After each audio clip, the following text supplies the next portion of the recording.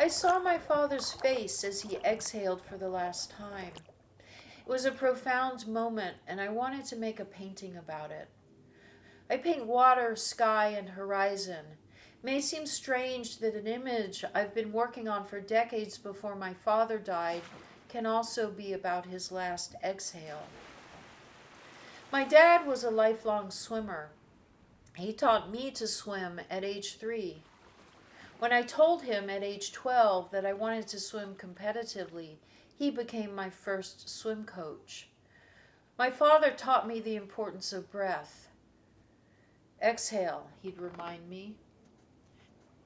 Decades later, when I began to coach open water swimming, I learned how closely linked are fear and tightness of breath, how quickly they intensify each other, spiraling into panic. I learned the importance of coaching swimmers to keep their breath deep and relaxed. When my sister and I were young, Dad earned his PhD in history.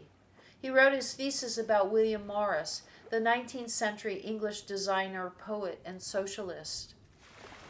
I recall my parents endlessly discussing ideas about Morris and his cohort of artisans and pre-Raphaelite painters. I absorbed what my dad loved. I became a swimmer and an artist who paints water.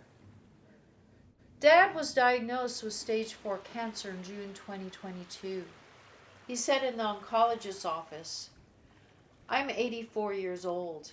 If I'm in my last weeks or months, I do not want to spend them in the hospital." He refused treatment.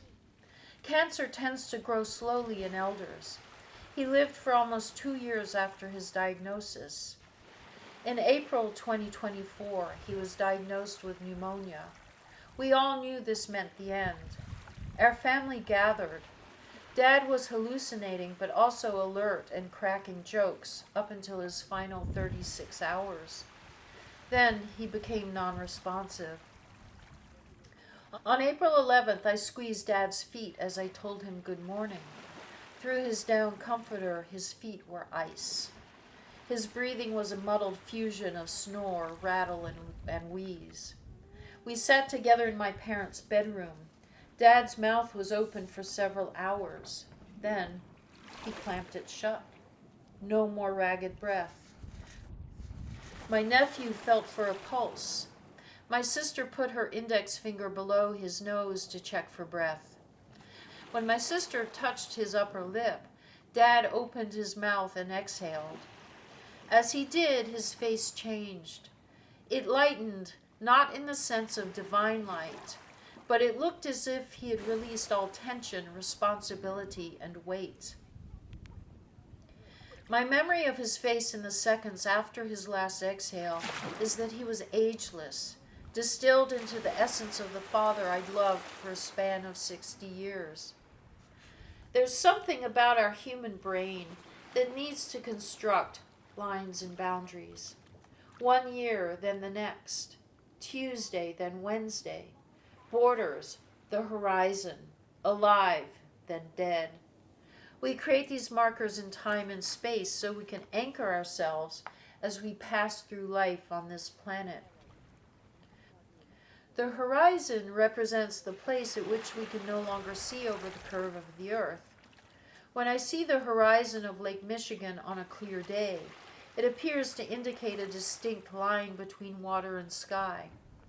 But that line actually represents vast space, shrunk by distance, scrunched up into the merest sliver.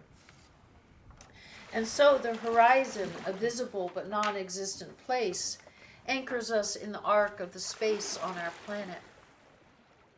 From the distance of almost 2 years since my dad died, I know the precise time of his death, 1:17 p.m. on April 11th, 2024, Dad's vanishing point. In the hours after Dad died, I felt his presence in the room. I did not want to leave him alone. He was still just barely beyond the arc of life, like the evening sun no longer visible, but still casting light into the sky. Witnessing the changes in my father in the days before he died and in the hours afterwards, There was a breadth and granularity to my senses in each moment. Only a fraction of that made its way into my memory, where, over time, it coalesced into the arc of a story. When I'm swimming in Lake Michigan, I know my safety depends on my ability to exhale in order to make room in my lungs for my next inhale. My entire life depends on that exhale.